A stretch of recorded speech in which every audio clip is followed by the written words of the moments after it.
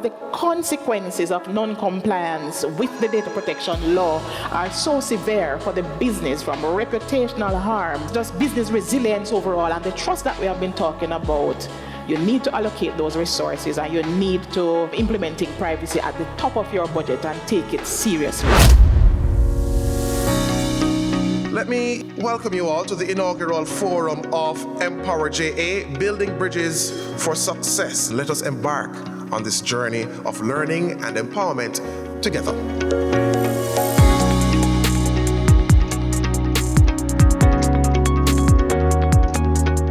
Reflecting on the past year, we've witnessed a series of cyber attacks impacting a broad spectrum of entities in Jamaica, from top-tier businesses to public institutions, and we're all familiar with them.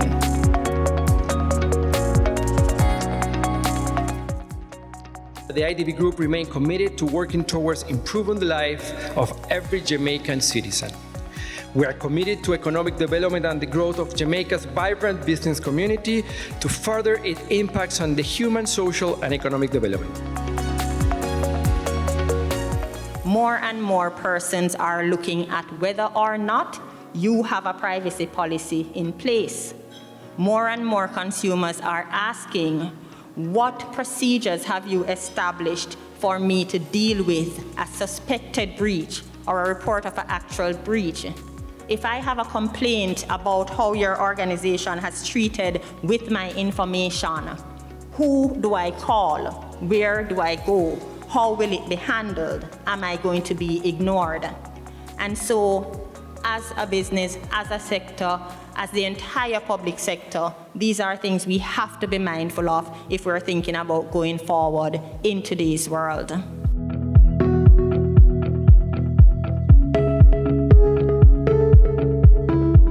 Many firms are completely unaware of the things that are happening in their systems. And let's remember that not all cyber attacks are these big dramatic events where someone comes in and there's a skull and crossbones that blacks out your computer screen, right? A cyber attack can also be someone coming in, snooping around your systems, maybe taking a piece of data, taking some photos, whatever, not touching anything, and then just leaving. Right? That can still be harmful to you, your business, your customers. Know where your organization stands. There are a multiplicity of self-assessment tools that are either free or low cost that you can do. And in so doing, become aware of your cyber risks that will vary based on the nature of your business.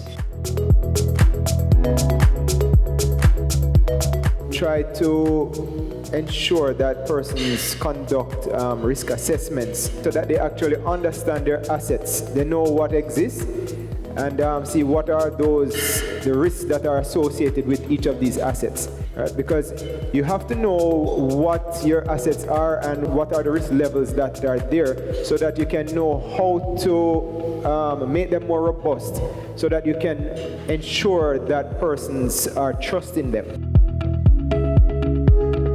Entities, government, they need to interact with their stakeholders. They need to interact with customers. They need to attract customers. They need to retain customers. They need to retain good talent. Those are some of the primary stakeholders when we're speaking about building trust. Entities that process personal data need to be able to build trust among those persons whose personal data they use. You might not have the resources to protect your entire organization, but certainly if you understand what your digital assets are, you can prioritize. You can phase within that 6 months how you actually bring this thing on board so that you're looking not just at what you probably already have stored, but you're also looking at your capture points. You're looking at your transmission systems. You're looking at your storage facilities. That audit will give you that snapshot of this is where my entity is.